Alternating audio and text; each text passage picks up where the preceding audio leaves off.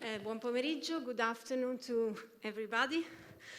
It's a great honor and I'm extremely happy to have the chance to coordinate this masterclass. In fact, it will be a conversation with our very special guest, the director, but also now the Golden Lion for Lifetime Achievement, Mrs. Ann Hui. So once more, applause. Thank you. Thank you, Ann, for being with us for the third time in Venice, this time with the new film Ti Lu Xiang, Love After Love. As you remember, Ann has been with us before in 2014, in fact, with Huang Jing Shutai, The Golden Era, which was our closing film, and earlier than that in 2011 with A Simple Life, Tao Jie, that made actually, it was a big success all over the world, and also allowed Dini Ip to get the Coppa Volpi come miglior attrice, so the award for the best actress.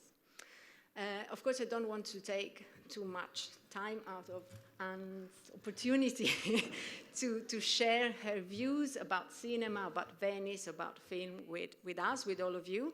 I actually invite you to join in the conversation if you have comments or questions, even as we are talking through. But first of all, let me just ask Anne to give a comment on her experiences in Venice, this time as a very special guest, and of course as one of the major directors of contemporary cinema, I would say, not only of Hong Kong cinema, although of course she has mainly worked in Hong Kong. Sorry, I was just asking myself, should I feel different? No, definitely not. Maybe if it's different, I think if you are a happier person, you will be nicer to other people. So I was thinking I would really try to help people if possible. Before, I was thinking I didn't have the energy or the ability to help people because I was always struggling to survive. But now since I've gotten this prize, maybe I should start to care more about other people. Young filmmakers too, as well. I mean, but it's always my conviction that young filmmakers do not actively need old filmmakers' help, because the society in which they are living and their surroundings and their knowledge is completely different. I mean, it's a whole set of different rules, which they know better than we do. But if we use our experience to tell them what to do, I think it hinders more than help, not unless the old director who's out to help is also a very good teacher that is saying to the student what he needs to know instead of just telling the student his experience. And being a teacher, I think I've been one myself, and I know that I'm not good enough because to be a great teacher is more difficult than to be a great filmmaker, I think. And then actually that makes me think about your earlier part of the part of your early career, when in fact with other Hong Kong filmmakers you changed somehow Hong Kong cinema from the inside, bringing in it new genre and a new approach to cinema in the 80s, for example. And then at that time, I mean, were you having teachers or someone was somehow guiding you in the process, or was it more like an instinct that came from watching other films or seeing what was going on in Europe, for example? At first, we are all reacting against the Cantonese film tradition in the 50s and the 60s. Cantonese films died out sometime in the 70s and gave way to Mandarin films. They are made by Shaw Brothers and studios, and they are better made, and their main trend is Kung Fu. which was a hit in the 60s, 70s, starting with King Hu and Chang Che. They're immense box office successes. And so there's this whole genre, which was set up in the late 60s and the 70s. Well, we thought they were much better filmmaking. I mean, and I love Kung Fu, and I'm a Kung Fu fan. I started off watching a lot of them. But when I came back in 1975, and that was the year when King Hu got a prize in Cannes for his Touch of Zen. And I was working for him, and then I went to a television studio afterward. And there, Patrick Tam, who was the kind of a head of our group which shoots on 16 millimeter, told me that no, he got a prize in Cannes, but we want to do, I mean, he said, I think we should do films about ordinary life in Hong Kong. I mean, we should do that. I mean, not very emphatically, but just conversationally. And I was very struck by what he said. I didn't have this idea of a mission to do realistic films or whatever. I just want to do films, you know. But he was more clear-headed and is very aware of trends and things like that. And he's a great fan of the French New Wave. But he never said anything about New Wave. But actually, when we were shooting, he was starting a series of drama, a one-hour drama about the police in Hong Kong. And he's the head, and then there are 3 other directors, including me. And I've never done drama myself. And I just learned that way, and I learned on the job. I think actually learning on the job is the best possible way of learning on film, because at first when we were doing these series, every day when we got back and the thing got air and our program got air, the first reaction you get is the people from the office, which is a big flaw. And they will immediately show you whether they like it or not. And we learn about audience reactions for about 1.5 years of program making, of this kind of experience. It's very important for us because we have derived great pleasure out of appreciation from our colleagues and friends. I mean, it's not planned or programmed. It's just instantaneous. I mean, that kind of instantaneous interaction, I think, is the most precious thing and the happiest thing about filmmaking. Instead of, I program, I hope to have this result, blah, you know, it's... And there seemed to be quite a lot of this spirit in Hong Kong at the time. I've seen recently, we were discussing a documentary that Man did about your cinema, and in that there is a quote from your fellow filmmaker Choi Hark, who kind of recognizes you as one of the pioneers of that period, even though you were all starting at about the same time. But somehow you also gave this sort of sense of importance of what was going on at the time in Hong Kong. So a sense of the relevance of the reality and of the present. So not only of genre film, even though you said, as you said, it was not planned. And I think that also was confirmed by your first works that is usually addressed as the Vietnam Trilogy. That was also dealing with something that was quite specific at the time. So it was a... I'm actually, I don't really rationalize very much about what I'm doing or what I plan to do, and I have no long-term plans. I mean, because like the realistic thing, they will thrust on us by our heads in TV stations saying, oh, we're commissioned to do this 14 episodes of independent drama each. Episode is not like having the continuous story, but different episodes for different directors. And so they told us we can go to the police station and talk to policemen, blah, blah. And then we did research, and then that became my lifelong habit of doing research. Whatever I do, I try to know as much as possible about the situation, and so it always has some realism in it, even if it is a kung fu thing.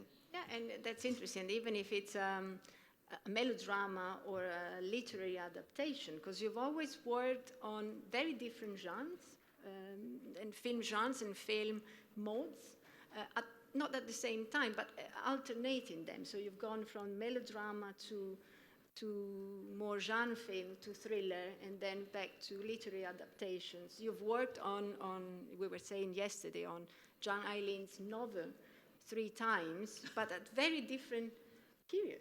So it's interesting how, I would also like to explore a bit more how you feel or how you choose what is your next project. How does it come up? It's certainly not a period thing, so you're not working on John Eileen and then you feel that that's done. It seems to be something that comes back with a different twist, with a different angle. I would say that it's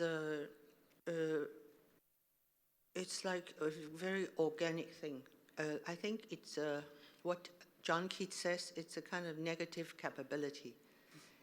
That you have something, I just want to make films, I'm so excited, and I don't care what film I make.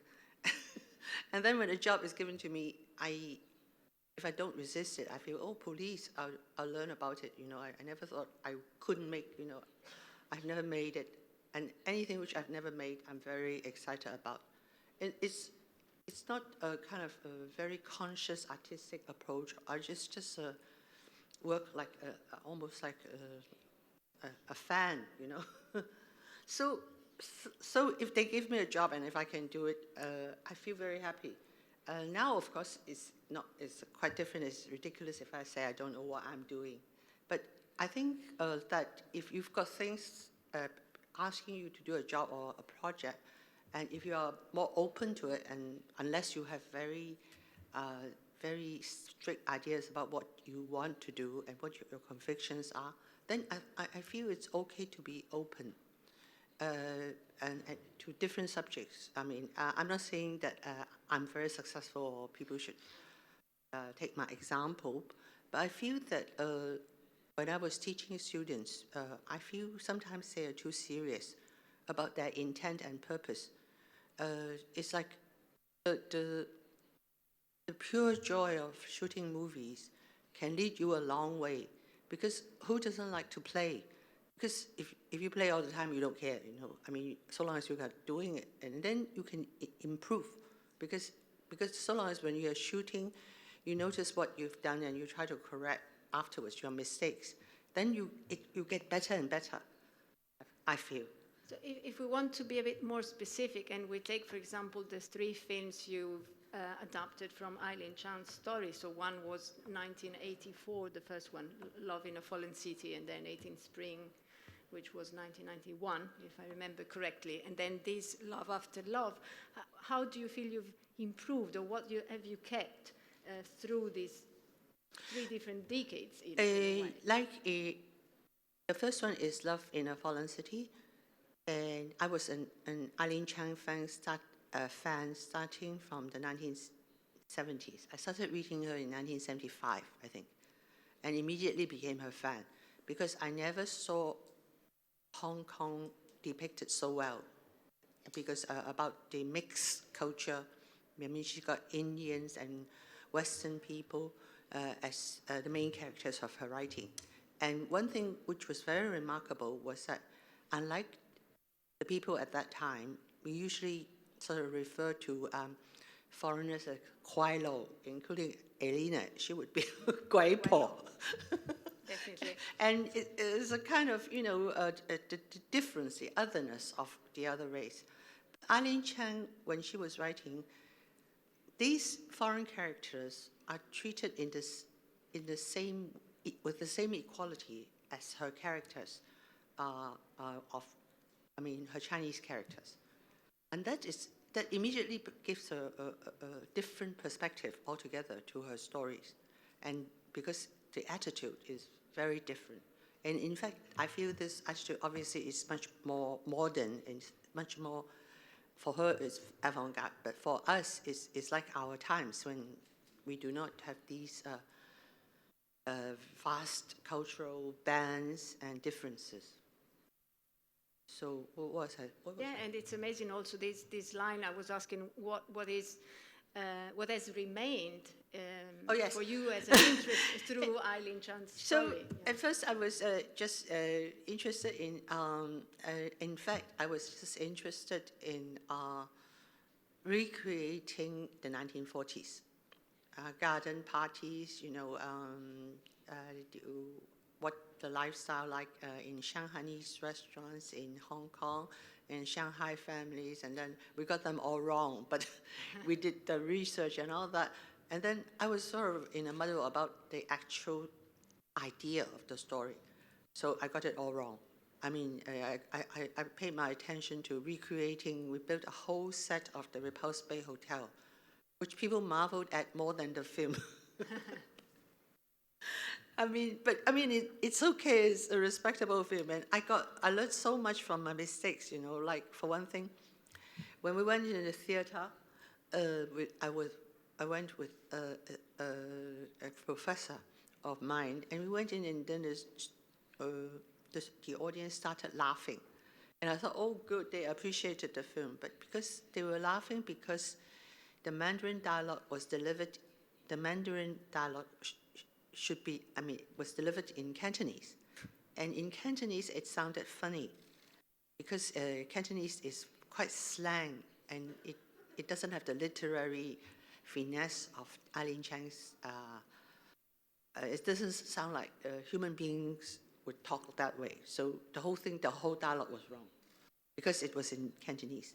And in the second one, it was better because because anyway, that story is much more everyday, and it's not so many dialogue, and I pay attention to that. It was better. And the third time, actually, I actually don't want to do it. The love after love, 记录像. Yes, because I just feel I can't do any better because like I tried my best every time, and I haven't got any real idea how to improve on it. And I feel that the other filmmakers are not very happy that I'm always shooting Eileen Chang and not shooting it well. But anyway, circumstances was such that I had to take up the job. But when I took up the job, I was quite calm because by now, I hesitate to say this. I just feel that Eileen Chang is my sister. I know, I know her so well that I don't need to stand on ceremony. So when I shot this movie, I was very clear about what this film has to deliver. It has to deliver the setting and the background, which is tropical and savage as a background, but the cultured gardens and the finesse of civilization is covering that boiling center up. And so the whole film, the weather, everything, should deliver this double thing. And the relationship between everybody and between the male and female leads is like that. It's got this savage underground thing and sometimes quite evil, but over with a veneer which is elegant, beautiful. And I held on to that. But of course, I took out a lot of the part of the maliciousness of the aunt. I made her much more sympathetic character. In fact, I try to make her like she's a president of the girl because she was also a victim of society at that time and that kind of thing. So I was very much clearer about how the setting, the climate, everything can combine with the story. I don't know whether I've succeeded, but I was clearer and I'm not so hysterical.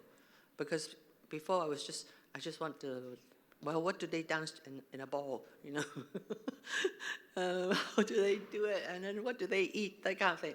Because I like these details, but this time I think I'm much more level-headed and I don't try to create special effects or that kind of thing. Yes. I think this film, in fact, as you were saying, remains really purely cinematic. There's no that is also what makes it quite different from a lot of films that we are used to watch from coming from all over Asia with a lot of special effects. But here, in fact, it's all the different cinematic elements, from the music to the setting to the wardrobe, the editing. Mary Stephen is also here. So yeah, she's the editor. Mary, stand up.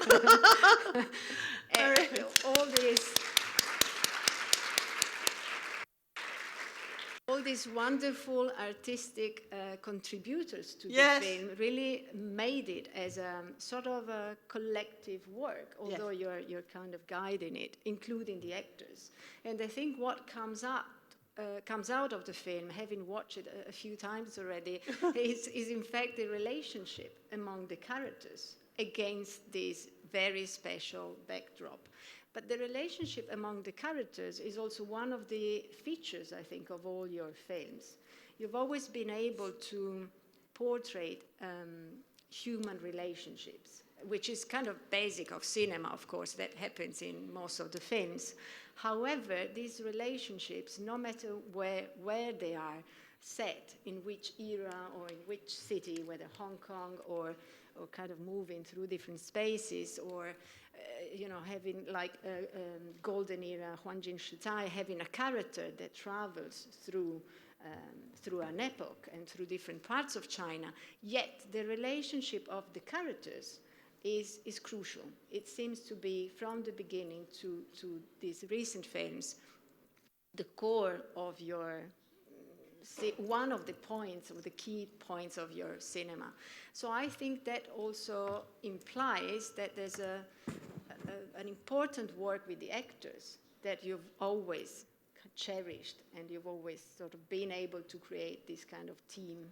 I can't imagine you being a nasty director on stage. I mean, meaning that it feels as if you're creating really a good relationship. I get confused myself whether I'm really that nice or it's just a bedside manner.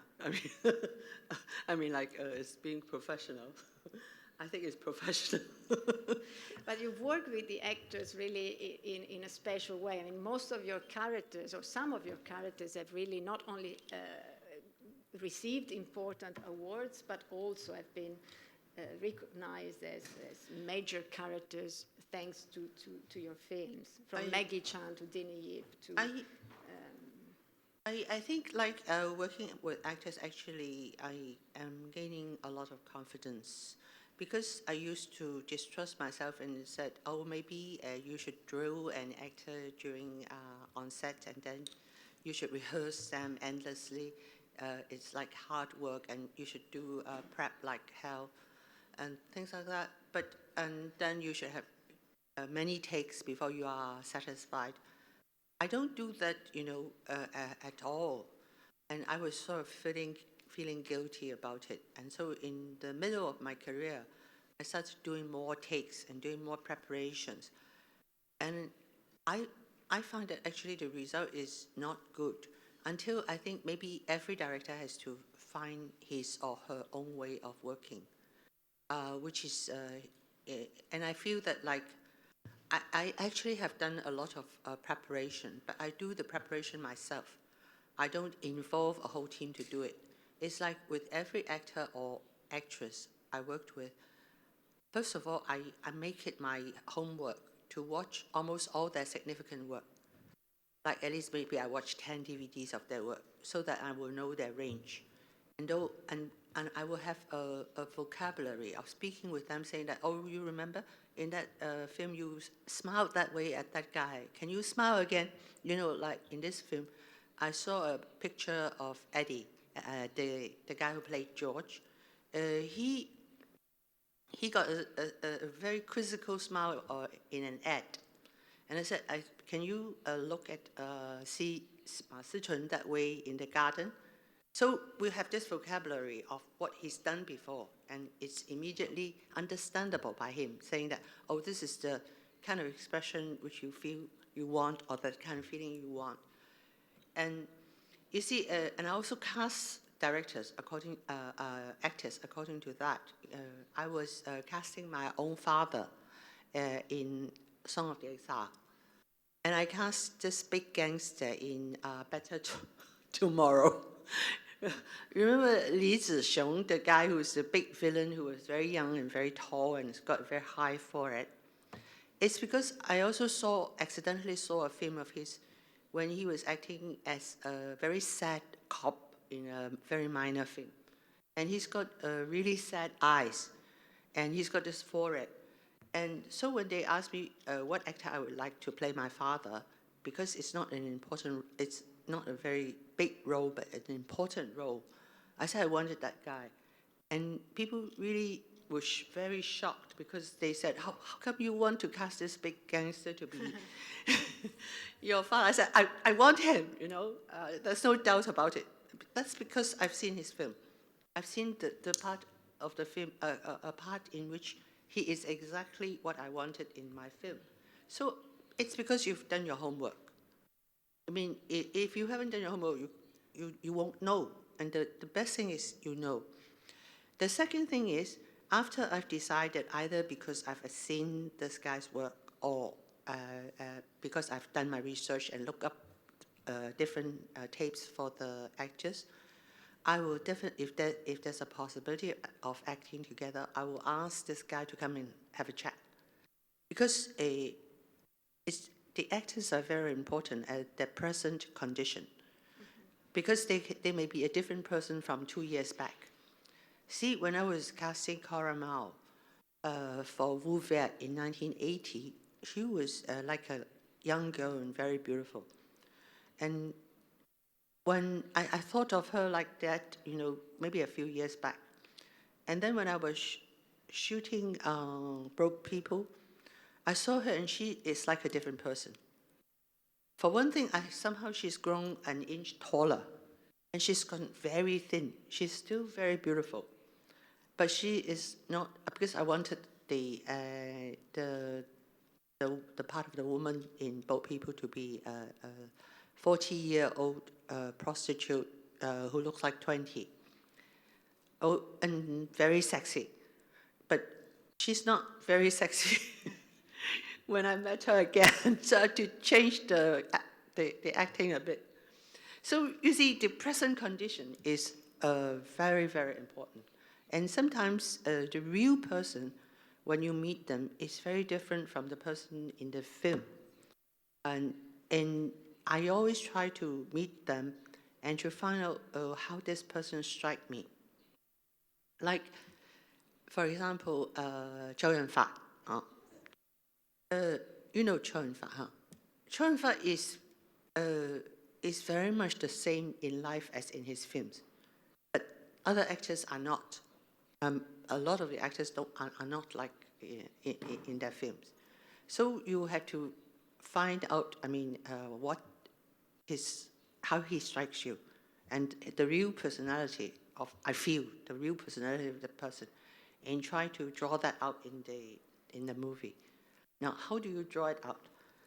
I think the first thing is you will have to trust him, and you will have to gain his trust, that you will never make a fool of him, and always try to bring out the best of the actor. But saying this is no good, and you have to do it. You have to do it, and maybe it doesn't work, but you have to believe him, and he will have to believe you.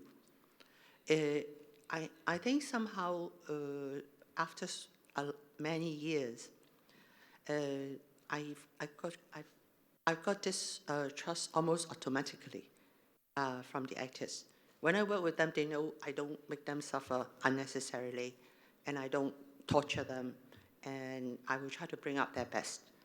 I think it's very important, because an actor is a person, first and foremost, and not a tool. And your respect is very important, because I really feel very strongly about this, because supposedly lots of very good directors are supposed to be devils and tyrants. They just torture them until they are good, I heard that Wong Kar-wai is like that.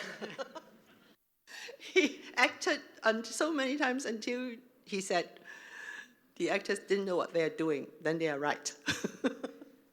Now, maybe that also works. I think the overall rule definitely is whatever works for you is okay. That confirms that diversity also is Yeah, relevant. it's like in cinema, anything is okay, provided you don't kill somebody. So this is a little bit of how I do my casting. And you see, I don't test the actors, like so much, very much, because like if they haven't got the costumes on, they don't feel they're in the role, and they're just reading parts. It's very difficult to tell whether they can act well on the part. I mean, definitely that's not a final judgment. Yes, I don't know if you have questions or comments. Yes, of course you can join in, please.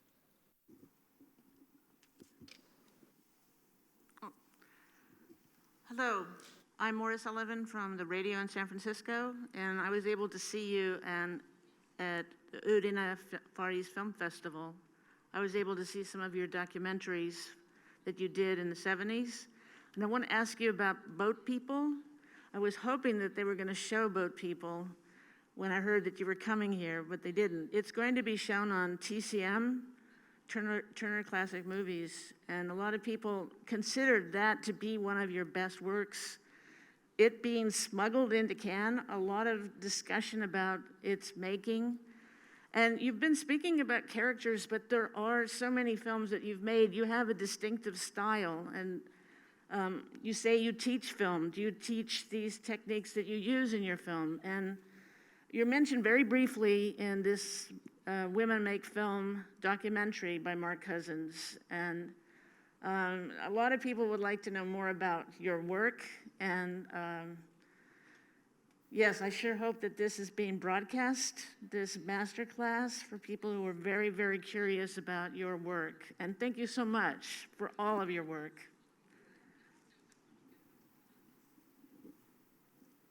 If you want to comment on. Comment. The question was, where do you teach film? Do you teach the different techniques that you use in your film, not just about characters, but the visual style? And how can we see Boat People? Boat People has a Blu-ray out by Spectrum Films in France about 2-3 years ago. They have Blu-ray, and it's called Spectrum, SPECTRUM, in Paris. And also the Vouvert, the story of Vouvert. They both are out in Blu-ray 2 years ago. Yes. I taught film for 1.5 years in 2000 in City University. I was very serious about teaching it, and because I do a lot of homework and all that I don't think my students appreciate.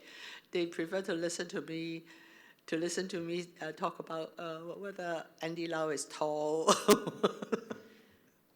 But I think that that allows me to make, again, to connect what you've just said about characters to the documentary aspect of your cinema, which is also really relevant. I mean, we've mentioned literary adaptations and characters and how to work with actors, but in fact, it's true that the documentary aspect from those films, Both People or The Story of Yet, came out from the beginning, and then you've also worked on documentaries yourself, even though not as much as on feature films.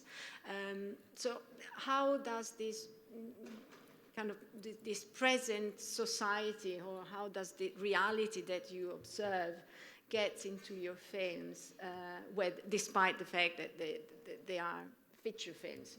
There's always something which connects to contemporary days, sometimes more openly, like in Night and Fog, or The Way We Are. The Way We Are, yes, and in some other times a little bit with more distance. But how do you bring in these documentary aspects into your film? I mean, is it something that you do as a technique or as a conscious process? Yeah, I didn't realize that myself too, that I was looking for that, because a major influence for me is in starting from about the 1990s with the Taiwan New Wave. I watched a first movie of Edward Young, One Day on the Beach, and I was so flabbergasted and so impressed. After watching it, I thought, oh Christ, the Hong Kong New Wave is dead when I came out of the theater, because it's one step nearer reality. It's about present-day society and talking about it with a depth and intensity that we lack, because the whole effort was used in depicting this reality. I got more and more impressed, especially when it came to Hu Xiaoxian's A Time to Live and A Time to Die in 1992, I think. I've watched that film maybe 14 times, and I watched all of Hu Xiaoxian's films until the Master Puppeteer in 1992, but after that his films become more and more too realistic, although it's fantastically made, but it lacks attraction for me. Anyway, when I was, and so I started seriously trying to learn what it is that makes their film different from ours, although they're both supposed to be realistic. So the first thing was I asked the scriptwriter, Wu Nianzhen, who was his partner in writing his films, to write the script of Song of the Exile for me. And when I worked with Wu Nianzhen, he was different from the scriptwriters I worked with before in Hong Kong, although those scriptwriters on Hong Kong are also very good first-class scriptwriters. Because Hong Kong scriptwriters are much more factual and how do you call it, based on experience, and their scripts have more plot and more action and more things to attract the audience, and more fun spots or more horror spots, etc. But when I talked with Wu Nianzhen, he started telling me things like, oh, I think the first thing for me is the characters. If the characters work, the story will follow the characters. Or we never start with characters in Hong Kong. We start with the story. And the characters are filled in to fit the story, and not vice versa. And like Wu Nianzhen would talk about, oh, if we get the tone of this story right, then I don't know what tone is. Now I know. And you see, like in Love After Love, I'm looking for a kind of tone which is not very, very tragic, although the story is extremely tragic. It's almost can be funny and sharp, a little bit almost like situation drama, but a little bit more serious. So it's always somewhere in between. And before, I'm always afraid of this thing, because when I shot my first film, it's neither a horror film nor a drama. And I felt very, very distressed, although this is what I did. But now, I mean, nowadays, apart from mixing genres, you mix different tones in films, like horror and fun, comedy with tragedy, and they are considered good, because life nowadays is like that. Our realization of life doesn't fit anymore into the model of what people realize life should be, like whether it's totally tragic or totally comic or whatever. So I think these concepts change all the time, and we have to be aware of that. And if we are a little bit ahead of people, then when your film comes out at the right time, then people will find resonance, because it's already in them. But if it's a bit late, it becomes boring because they know already or have watched already. So that's the timing, the matter of the timing. I'm completely in line with you, and I think your cinema is really very much about looking for the right tones at the right time. That also explains why you're not specifically attached to one genre, as you were saying. You're not just making one kind of cinema, but you've been able to give us many different films, and all of them are very distinctive and very unique, yet you can be recognized by this search for the right tone, for the right mode of the film. And that comes out in a subtle way, so it's not bombastic. You know, we were just saying that some other Hong Kong filmmakers are maybe more bombastic, and when we mention Hong Kong cinema, maybe you're not the first name to come up because of that. And yet, it's a very subtle cinema and very rich at the same time with many different layers.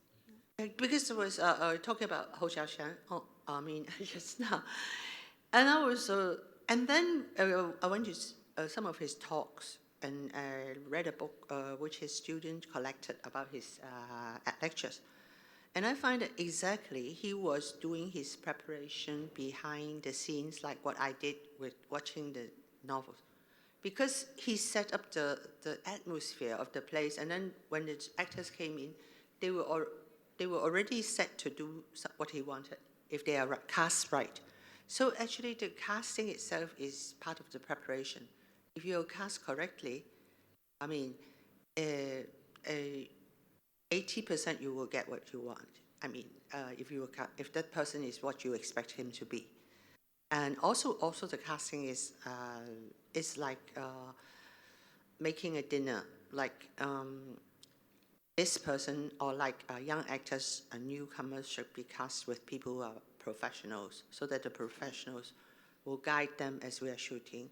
And then a fresh face would look very good together with someone who is a seasoned veteran.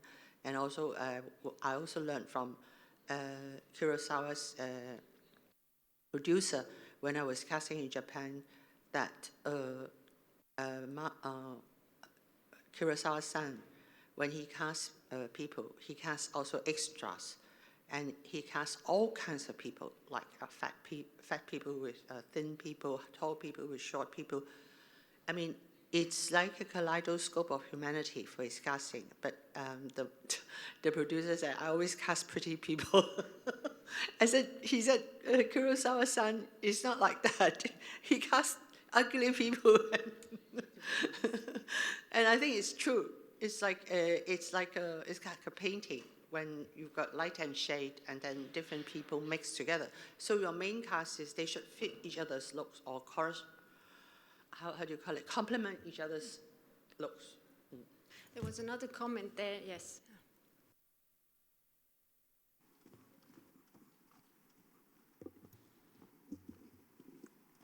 Hi, thank you very much. I would like to ask you three different advices for young filmmakers. Like when they are initiating a film, what were the main things that you think they should look for and be prepared to? What? What? The main what? Sorry? You were asking what were the main themes, main what? Yeah, the main things that the young filmmaker should be prepared, or your advice for people who are starting to make films. Oh, okay.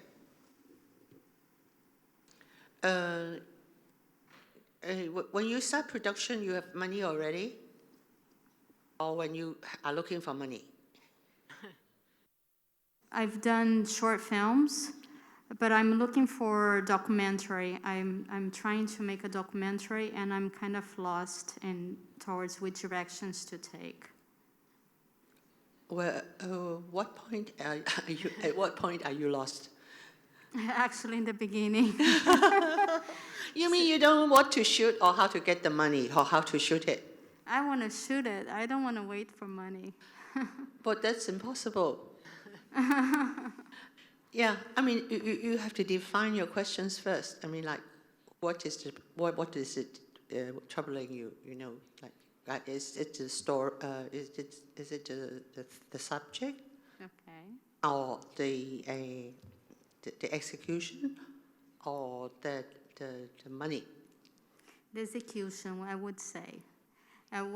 When you have an idea, and let's say you have some money to make, to start a project, to execute it, what would be the 3 first steps that you think is more important in terms of pre-production? You would get the first fantastic cinematographer, you think about the story, the script, or... I think, you see, like just now I said, you do films because you like to do it, and then that's it. But I think that's one thing. But you don't do a film until you know what you want to do. I mean, if you have a subject or you have some interest in doing a film, either a documentary or a feature or a short film, then you want to have this thing defined, that whether it's a story or what, and then start to work. If you haven't got an idea, then someone will have to commission you. Like if you're working in TV and you are commissioned something, then you have to do it, so you do it. But if there's nothing there, not even an idea, then you shouldn't be doing a film. And do you think that when you started, do you think that were ideal conditions for you to start with? Or, I mean, was that time easier somehow? It seems that nowadays a lot of filmmakers express their struggles because of that they don't really know how to navigate the industry, also because the industry has become very big and very blurred as well. So do you think somehow before, or even in Hong Kong at that time, were the conditions better in a way? Better in terms of you have things which you can do, like if I can go into TV, and they will give me jobs, and I'll just work on the job, and I will learn, and I will have a living, and I will do film work. But now it's different. I mean, especially after the pandemic, everyone is on his own. I mean, even a few years ago, like when students came up to me and said, I want to get into the industry, I said, there's no industry to get into in Hong Kong. And it's an open wilderness. If you want to do something, you start thinking about what you want to do and then think of a way to do it. I mean, like I told them maybe a few years ago, nowadays you can shoot a DV, or even on a phone. You can make a feature film and show it on the big screen. And now it's not necessary to show on a big screen to have a wide audience. It's a whole new world, provided you want to make films and you can think about, A, how to finish the film, and secondly, the platform, the window at which you can show the public. But this is not even necessary, because if you've made it, then you distribute it afterwards. I mean, you don't have to worry about it first, but just have it made. But if you want to make a film, it's not as difficult as when at first we don't need films, we don't need cans and rolls on film, we don't need a lot of money. Now you just do DV. I knew first films made by young filmmakers can be done within, let's say, 20,000 US, 10,000 US, and working on weekends, provided you have a coherent plan and maybe 4 or 5 people, you can make a feature film if you work well and work hard. So it's up to you. And if it's very well done, immediately it goes to film festivals and get distributed. But all these things obviously also depends on your situation in life. That is, whether you have an income, you can live for a few years without an income to work on the film, find a way, the logistics of, solving your problem. And then I'm sure, everyone can make films. It's like this now, but to make it well, you don't even need, because the technicals are much more simplified. So I think everybody should have groups, nests of workshops or co-ops to make films, if you like, to make it up and then, divide your work. But obviously it's a difficult process. And as you said, nowadays, probably even more after this pandemic, or through this pandemic, we are more kind of getting used to this individual work. So we are more working one by one. Yet cinema has always been a collective process. So again, as she was asking, do you need a good cinematographer? Sometimes, for a long time, film has been something that was, of course, the work of the director, but together with the cinematographer, the editor, and the other technicians. Do you also see in your film somehow this team of people that you've often worked with or that you've known for a long time has played a relevant role and is still playing a relevant role, or it's becoming more kind of loose, this kind of team, Hong Kong cinema team spirit? We don't have a lot of established filmmakers in terms of the main creative people who are always working with me. I mean, I work with different, like Mary, we worked on the last, and but they are all very established.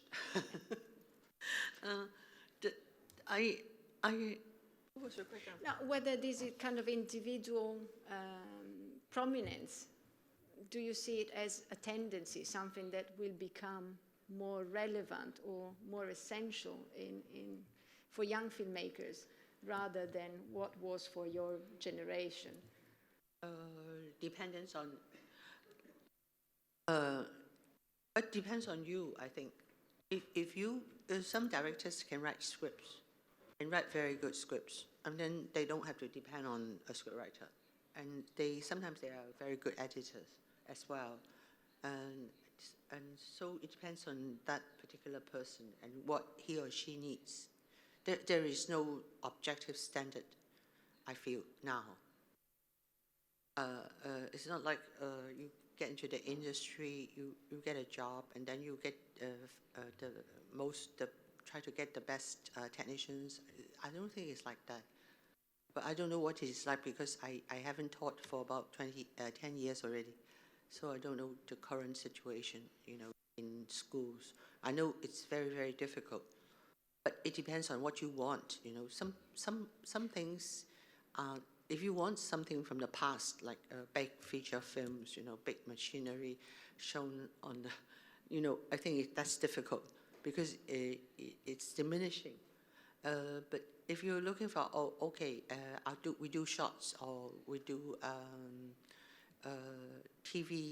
short TV series or we do documentaries, it's much more important. It's much easier because you need all kinds of material. And I think if I were a young filmmaker now, I will try to do whatever I can just to start shooting. Instead of planning ahead, wanting, doing big things. I mean, I start from small things. Thank you. I think this is a very nice way and closing sentence to wrap up. Unfortunately, we need to wrap up this masterclass because they have to prepare the room for a screening. But once more, thank you for being with us. We cherish and look forward to your next films, your project. Thank you so much. And wish you all the best also for Love After Love. Thank you so much to everyone. Thank you.